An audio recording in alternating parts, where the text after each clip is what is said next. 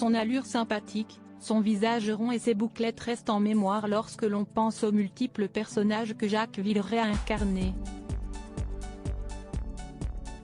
Une carrière qu'il a menée de front et qui lui a permis de faire partie des acteurs les plus populaires d'un pays qu'il a pleuré le 28 janvier 2005.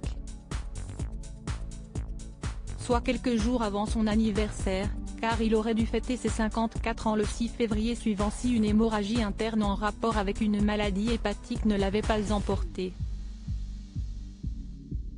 Quelques mois après sa disparition, son ex-femme Irina Tarasov a publié le livre Un jour tout ira bien, édition Flammarion, dans lequel elle revient sur son couple avec l'acteur. Un ouvrage qui a provoqué un tollé dans la famille de Jacques Villeray et sa sœur Ghislaine a souhaité remettre les pendules à l'heure. Irina Villeray s'est séparée de Jacques Villeray en 1998, soit après 2 décennies de vie commune durant lesquelles il a adopté son fils Alexandre. Après sa mort, elle a souhaité raconter sa vie avec cet artiste emblématique et l'a décrit comme un homme rongé par son passé, son père biologique ne l'a jamais reconnu, et par l'alcool.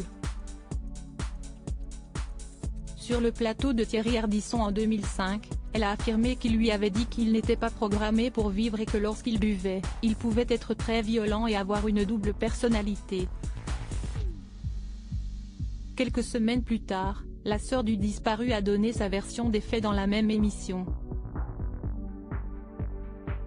Un frère Sali outré de voir son frère ainsi sali à travers le livre d'Irina Villeray qui a également choqué ses parents. Ghislaine Villeray a présenté les choses sous un autre angle, si est-il présenté Jacques comme un monstre, ce qu'il n'était pas.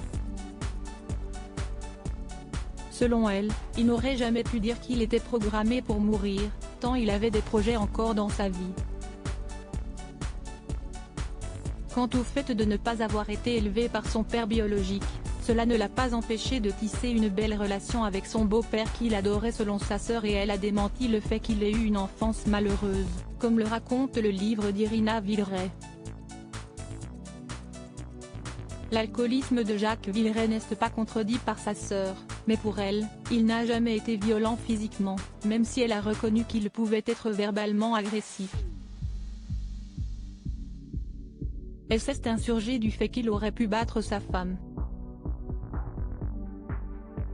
Pourquoi un tel tableau dans cet ouvrage? Pour faire vendre peut-être, estimait Ghislaine Villeray qui a souligné qu'il a divorcé d'Irina quand il a réalisé les problèmes d'argent et les dettes fiscales qu'elle aurait contribué à aggraver. La soupe à l'héritage. L'héritage du héros du dîner de cons a été source de conflits, sa famille ayant été poussée à y renoncer en raison de dettes qu'il n'aurait pas épongées avant sa mort.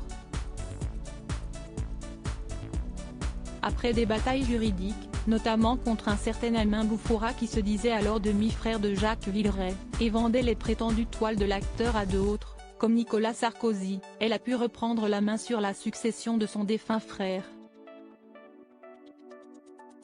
Sa dernière compagne, Séni, qu'il a rencontrée en 2002, n'a pas été mentionnée pour le testament. Elle n'était pas dans le cœur de la famille de l'acteur, cette dernière ayant refusé sa présence lors de l'enterrement.